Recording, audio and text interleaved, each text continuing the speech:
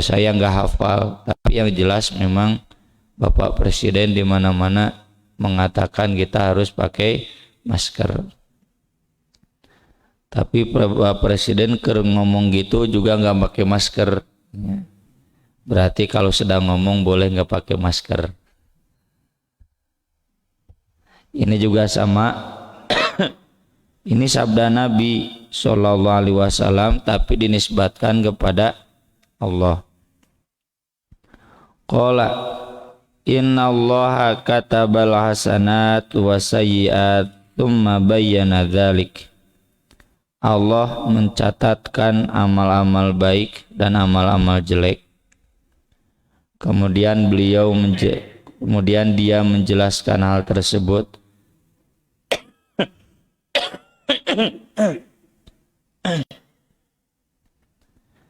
Nah ini mulai dari sini dinisbatkan kepada Allah. Faman hamma bihasanatin, siapa yang bertekad mengamalkan satu amal kebaikan, falam ya'malha, lalu dia tidak mengamalkannya, kataballahu tabaraka wa ta'ala indahu hasanatan kamilah. Allah telah menuliskan di sisinya satu kebaikan sempurna. Tapi ini yang sudah hamma itu sudah betul-betul bertekad bulat akan mengamalkannya, bukan sebatas baru rencana gimana nanti, bukan ya. Jadi Bapak yang selalu berniat akan sholat malam dan selalu tidak bangun malam, etama niat ngamalkeun. Da cenah niat mah tiap malam ada ya, mau sholat malam. Nah itu bukan hamma. Hamma itu sudah mau melaksanakan, cuma nggak jadi. Ya, Bapak sudah bangun, sudah wudu, hari pekte mulas. Ya. Dan mulas itu kemudian murilit, sakit perut. Nah itu sudah hamma itu. Kayak mah hudang nagih henteu. Ya. Lalu disebutkeun we cenah kuniat nage menang pahala hiji. Wa in hamma biha, dan jika dia bertekad dengannya mengamalkan kebaikan, fa'amilaha, lalu dia mengamalkannya, katabahallahu azza wa jalla lahu indahu asyra hasanat, maka Allah akan mencatatkan untuknya di sisinya 10 kebaikan, ila sab'imiati di'afin, sampai 700 kali lipat, ila ad'afin katsirah, sampai beratus-ratus beribu-ribu kali lipat. Ini menunjukkan ayat Al-Quran yang menyatakan sodakoh kamathali habbatin ambatat sab'a sanabil fi kulli sumbulatim mi'atu habbah, ya, itu 700 kali lipat itu bukan batasan satu-satunya, itu diantaranya, karena mungkin lebih dari itu, tergantung kualitas sholatnya, tergantung kualitas sodakohnya. Dan Nabi menyebut minimalnya 10 kali lipat. Ya, ini sesuai ayat Al-Quran juga, man jaa bil hasanati falahu asyru amsalihha. Siapa yang mengamalkan amal kebaikan, dia akan mendapatkan 10 kali lipatnya. Nah 10 kali lipat itu juga bukan satu-satunya, bukan berarti semuanya pasti 10 kali lipat, minimal. Karena mungkin 700 kali lipat, mungkin bahkan beribu-ribu kali lipat. Ya. Wa in hamma bisayyi'atin, jika dia bertekad mengamalkan satu kejelekan, falam ya'malha, lalu dia tidak mengamalkan kejelekan tersebut, kataballahu indahu hasanatan kamilah. Allah akan mencatatkan di sisinya satu kebaikan sempurna. Dalam riwayat lain, karena jur'i, ya, karena takut kepadaku, ya. Jadi dia membatalkan amal jeleknya itu karena sudah takut kepada Allah. Kalau dia tidak membatalkan amal jeleknya bukan karena takut, ya tetap dosa. Hadisnya yang kemarin, ya, tentang yang membunuh dan yang dibunuh akan masuk neraka. Ketika sahabat bertanya, kenapa yang dibunuh masuk neraka, kan dia tidak jadi membunuh? Jawaban Nabi, karena dia tidak jadi membunuh bukan karena membatalkan karena takut, ya, tapi karena memang tidak keburu membunuh. Sudah mau, cuma kaburu dikadek ku batur, ya, keburu ditusuk sama musuhnya. Termasuk yang tidak jadi mengamalkannya karena ada BPK misalkan, karena ada polisi, itu bukan karena Allah, ya. Dicatat satu kebaikan itu karena dia takut kepada Allah. Wa in hamma biha, dan jika dia bertekad mengamalkan satu kejelekan, fa'amilaha, lalu dia mengamalkannya, katabahallahu sayyi'atan wahidah, maka Allah akan mencatatkannya satu kejelekan saja, ya. Disinilah Ar-Rahman Ar-Rahimnya Allah Subhanahu wa ta'ala. Dia dengan Maha Rahman dan Rahim sangat tidak berbanding, ya. Kok satu kejelekan dicatat satu kejelekan, satu kebaikan dicatatnya minimal 10 kali lipat, sampai 700, bahkan sampai beribu-ribu kali lipat. Mun di urang mah dunungan teu kitunya. Satu kali salah, wah, itu dicatatnya 1000 kesalahan. Satu kali kebaikan, ya, dihitungna satu, bahkan kadang dilelengit, gitu. Ini menunjukkan betapa Ar-Rahman Ar-Rahim Allah Subhanahu wa ta'ala. Ini juga diantara yang jadi penjelas mengapa Allah menyatakan bahwa tidak ada yang masuk surga karena amal, tapi karena rahmat Allah. Kalau kita hanya berdasar pada amal saja, moal mungkin asup surga teh moal kabuli ku amal urang, ya.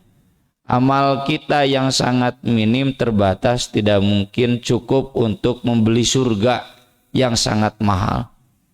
Dan bagaimana kita bisa memberi surga ini?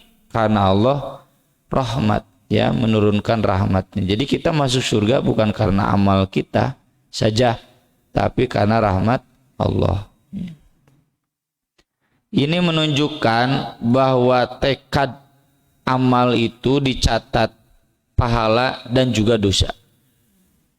Jadi seseorang yang mengamalkan bertekad mengamalkan dosa itu sudah tercatat berdosa. Makanya ketika dia membatalkannya karena Allah, dia sudah mengamalkan kebaikan, jadi dicatat satu kebaikan. Sama orang yang bertekad amal kebaikan itu, meskipun sudah tekad itu sudah jadi amal kebaikan, dicatat satu, ya. Seperti bapak-bapak yang bertekad, kalau saya punya uang, saya mau nyumbang 1 juta, saya mau ibadah haji, itu minimal tekadnya sudah jadi pahala. Tapi betul tekadnya, bukan hanya di bibir saja. Wah, cenah mun boga harta mau ibadah haji, udah dikasih harta, ngadon dibelikan kontrakan, ya, belikan mobil, ya, gonta ganti mobil daftar haji henteu, ya. Malah digunakan investasi kekayaan yang kalaupun dia tidak punya tidak dosa, kalau tidak haji dosa. Nah, ini berarti dia baru di bibir saja, belum hamma, belum tekad kuat, ya.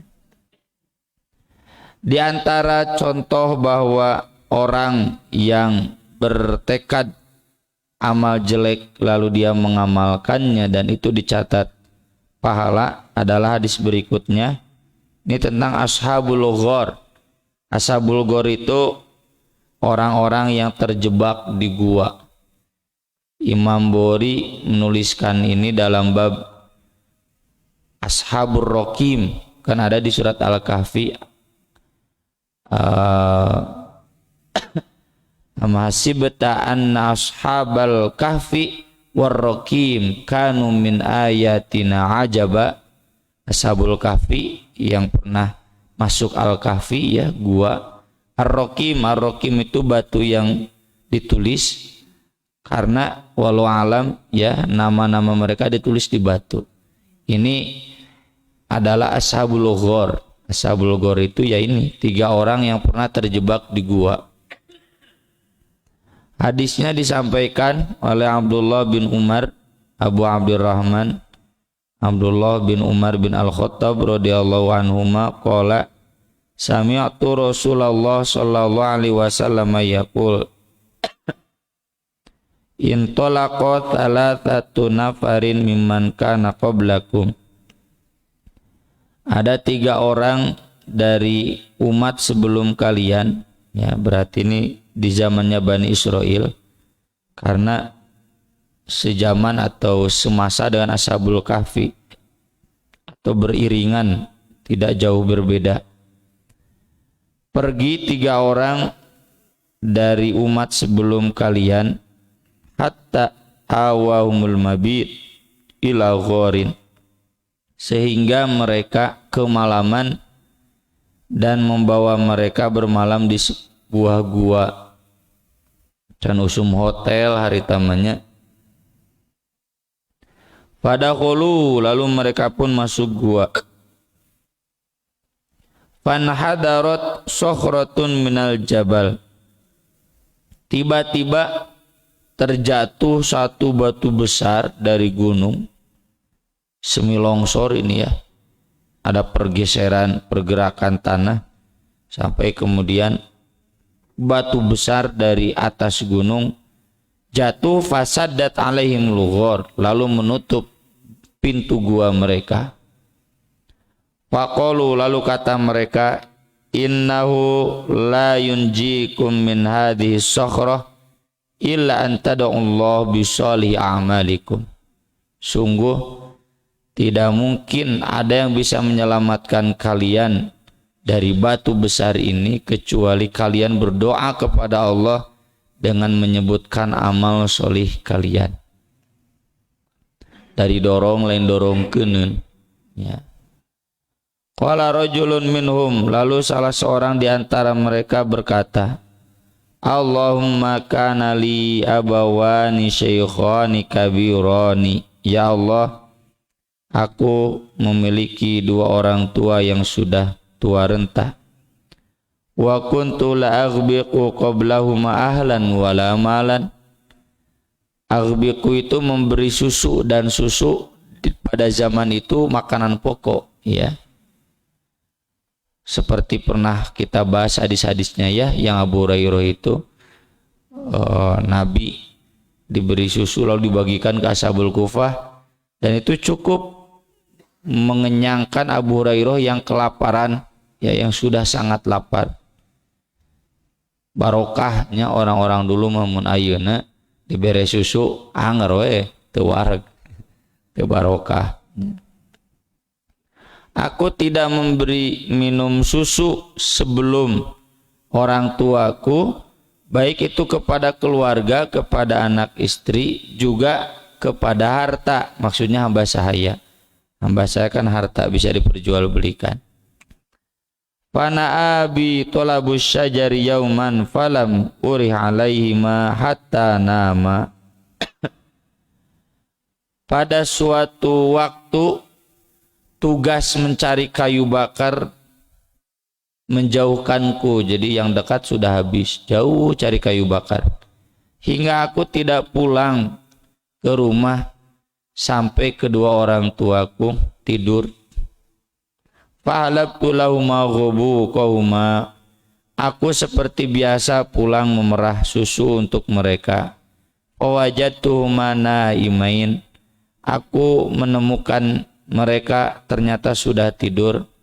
Fakaritu an uqidahuma, aku segan untuk membangunkan mereka. Wan aghbiqa qablahuma ahlan aw malan, demikian juga aku enggak berani memberikan air susu ini kepada keluarga ataupun harta. Falabittu, aku pun terdiam menunggu. Wal qadahu ala yadi, wadah susu itu aku pegang. Antadhiru istiqadahuma hatta barakal fajru, aku menunggu mereka berdua bangun sampai datang subuh. Wasibiyatu yatadaghawna inda qadami, saat itu juga anak-anak menangis di telapak kakiku. Fastaiqadha fasyariba ghubuqahuma, mereka kemudian bangun dan mereka pun minum air susu mereka, orang tuanya maksudnya. Allahumma in kuntu fa'altu dzalika ibtigha'a wajhik, ya Allah, jika aku mengamalkan itu betul-betul karena mengharapkan keridhoanmu, fa farij 'anna ma nahnu fi min hadhihi sakhrah, maka bukakanlah celah dari batu yang menutup kami ini. Fan farajat syai'an la yastati'una al-khuruja minhu, lalu kemudian tiba-tiba bergeser batu itu sedikit, tapi belum sampai pada celah yang bisa membuat mereka bisa keluar dari gua itu, masih sedikit ya. Ini ada beberapa catatan ya. Yang pertama, betapa mulianya akhlak seorang anak yang mengurus orang tuanya yang sudah tua renta. Yang digambarkan di sini, memerah susu pun geus teu bisa, kudu diladenan ya. Yang kedua, ini mungkin syar'un man qoblana, bahwa syariat dulu jadi mendahulukan orang tua itu bahkan sebelum anak istri, sampai anak menangis pun kudu kakolotu lagi, harus ke orang tua dulu. Dan Ibnu Hajar memberikan catatan, kalau ini bukan syar'un man qoblana, syar'un man qoblana itu syariat sebelum kita, dan ini nggak berlaku di kita. Seandainya ini dipahami berlaku untuk kita, maka harus dipahami anak-anak itu menangis karena mereka bangun di pagi hari biasa menangis ya, budak letik teh hayang susu gitu, anak kecil yang mau susu ya. Bukan berarti menangis semalaman, karena kan orang tua sudah tidur, anak-anak pun pasti sudah tidur ya, secara fikihnya demikian.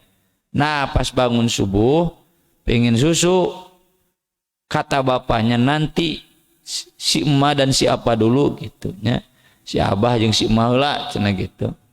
Jadi bukan berarti ini mendolimi anak, karena dia tidak memberikan ke anak, anaknya kan sudah semalaman nih pagi-pagi minum biasa juga nggak apa-apa, jangan langsung ke susu gitu. Itu kemungkinan memahami dua hadis ini antara syar'un man qoblana atau syar'un lana. Kalau jadi syariat buat kita, fikihnya demikian ya, bukan berarti mendahulukan orang tua sampai mendolimi anak dan istri, tidak juga. Boleh mendahulukan orang tua tapi juga tidak sampai mendolimi anak dan istri ya. Kemudian di sini terlihat bahwa kita dalam tawassul itu tetap dianjurkan menyerahkan penilaian amal kepada Allah. Ya, jadi jangan terlalu pede, ya Allah, aku sudah berbakti kepada orang tua dengan ikhlas, enggak. Kan ciri orang beriman itu wa qulubuhum wajilatun annahum ila rabbihim raji'un ya, hati mereka takut Takut kenapa? Aisyah kan nanya, masa ini orang soleh takut? Apakah karena dia punya dosa besar? Kata Nabi, bukan. Dia takut amalnya tidak diterima. Ya, jadi tetap, maka dari itu orang ini tetap berkata, ya Allah, jika engkau tahu bahwa aku, jadi diserahkan pada Allah, bahwa aku mengamalkan ini karena engkau, mohon bukakanlah celah pintu gua ini. Dan kemudian terbuka. Ini yang disebut karomah. Karomah itu kemuliaan, keistimewaan yang Allah berikan kepada orang soleh. Ini bukan Nabi kan? Cuma karomah itu tidak bisa disaintifikasi. Ya, kamu kalau mau ini batu bergeser harus begini, begini, begini. So kira cobaan cerita itu ya batu gede. Eta mah dukun. Ya. Jadi kalau karomah sudah disaintifikasi, kalau mau begini, ini baca wirid ini, sholat ini, saum ini, eta mah dukun. Banyak orang solih yang meninggal dalam keadaan dizolimi kan? Bahkan nabi yang dibunuh juga banyak. Wa yaqtulunan nabiyyina bighairi haq. Ya. Banyak orang solih yang mati di medan, wafat di medan perang, gugur di medan perang, ya tidak dapat karomah. Kan karomah itu digambarkan juga si pitungnya Sunan Kalijaga, gara-gara naon eta, gara-gara babacaan Al-Fatihah, kuati kadek, ya itu mah dukun yang begitu mah. Ya banyak orang solih, orang para nabi, ya meninggal dalam keadaan mengenaskan, tanda kutip ya, mengenaskan itu perspektif kita. Kalau perspektif mereka mah senang saja, nikmat ya, meskipun perspektif kita meninggal dalam keadaan mengenaskan, bagi mereka mah ya meninggal itu nikmat karena mereka langsung bertemu dengan ampunan Allah. Ya, wala khaufun alaihim walahum yahzanun. Cek urang ya, karunya katabrak gitu. Bagi mereka mah senang saja. Jadi karomah itu ada dan dengan doa, tapi bukan berarti setiap doa mendatangkan karomah. Jadi ibu jangan protes sama Allah, Bu ya. Ini saya udah berdoa kok hutang telunas-lunas. Enggak ada karomah. Tiba-tiba yang mentransfer tuh kepada yang dipinjemin gitu. Kudu teh itu mentransfer atas nama saya meskipun orang tertransfer sini. Ya karomah nggak bisa disaintifikasi. Jangan karomah tuh Bu ya, mujizat pun nggak bisa. Pan para rasul ditantang oleh umatnya, fatuna bisultanim mubin. Qalat lahum rusuluhum innahnu illa basyarum mithlukum walakin Allah yamunnu ala man yasha min ibadihi wa ma kana lana an na'tiyakum bisultan illa biidznillah. Pan ditantang para nabi itu, mana cenah buktina mujizatnya? Kalau kamu betul nabi, mana kehebatan kamu perlihatkan? Kata para rasul, kami manusia biasa, kami hanya mendapatkan wahyu. Masalah mujizat itu mah hanya Allah yang bisa mendatangkan.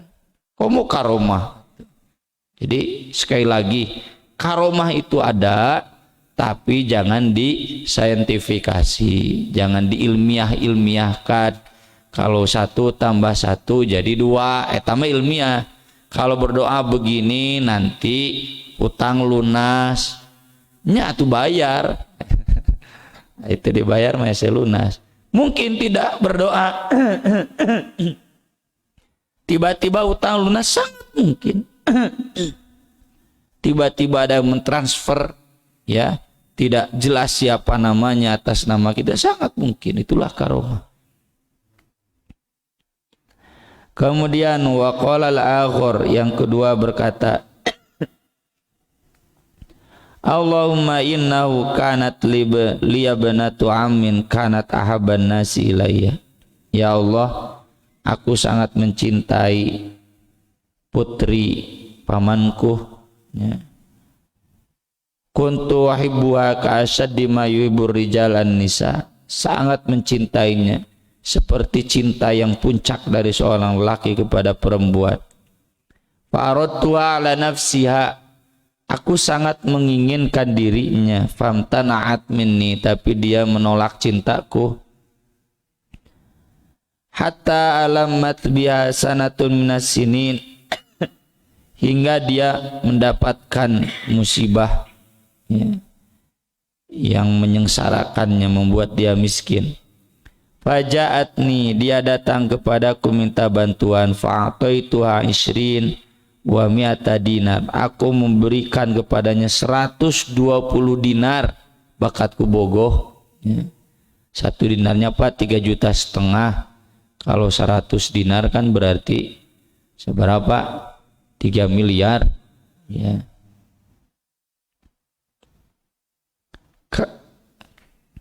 Ala an takhulli baini wa baina nafsiha fa fa'alat. Sok, saya kasih kamu 120 dinar, tapi kamu serahkan dirimu kepadaku. Maksudnya jinah.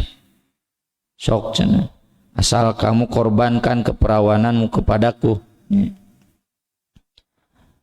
Fa fa'alat, dia pun bersedia. Hatta idza qadartu 'alaiha, hingga aku sudah berkuasa, tinggal menidurinya. Falamma qa'atu baina rijlaiha, dalam riwayat lain, aku sudah duduk di antara dua kakinya. Qalat, perempuan itu berkata, ittaqillah, takutlah kamu kepada Allah. Wala tafuddal khatam illa bihaqqih, jangan melepas cincin kecuali dengan haknya. Itu kiasan, ya. Jangan meniduri perempuan kecuali dengan benar, dengan hak. Fataharrajtu minal wuqi' alaiha, aku pun jadi merasa berdosa, takut dosa. Fansaraftu anha, aku pun kemudian meninggalkan dia. Wa ya habun nas ilayya, padahal dia yang paling aku cintai. Wa taraktu dzabal ladzi a'taituha, aku biarkan itu emas 120 dinar mangga weh, ya. Yang neng cenah gitu.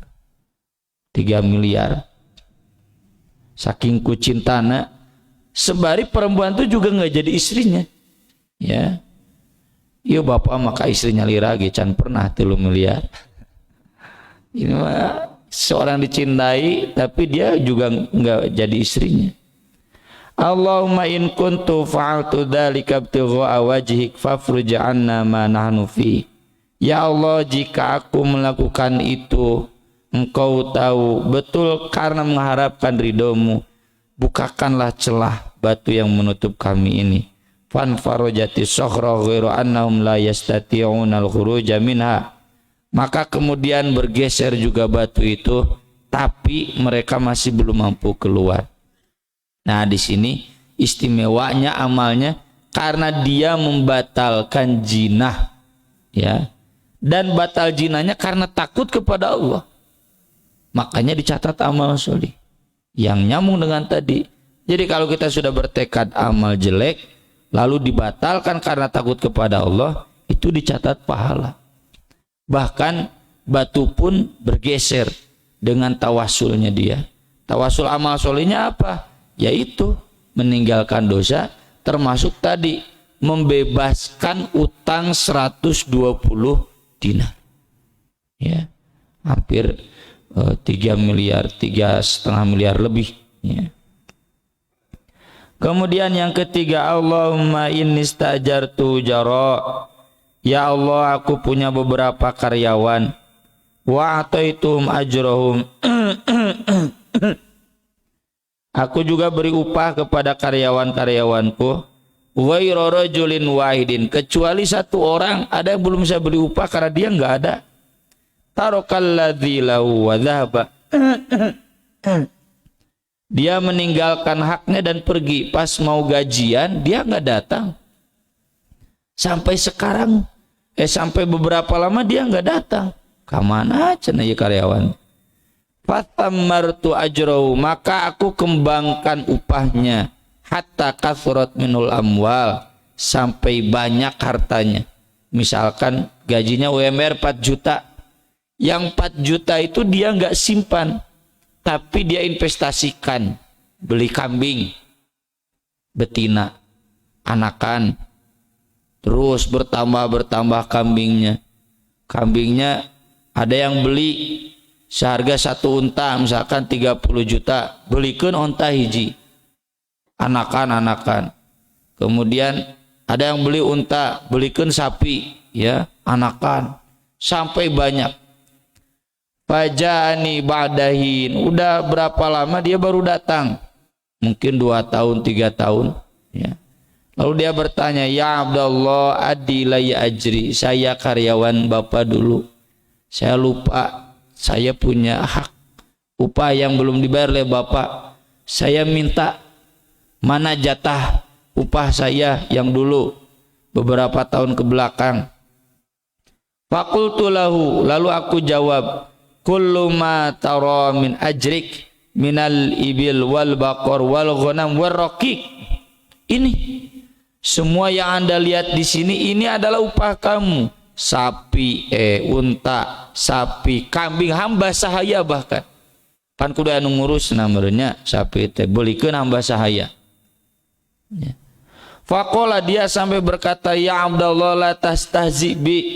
Wahai hamba Allah, kamu jangan main-main, masa 4 juta jadi sapi, jadi onta, cenah gitu.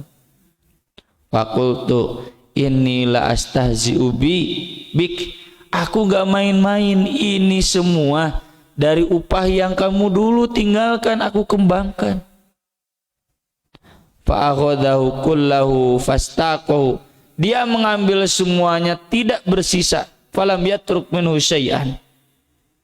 Sok, kalau kita, ya, ada karyawan begitu, gajinya kita tahan, mau dikembangkan, ini lebar, ya, rugi, gitu.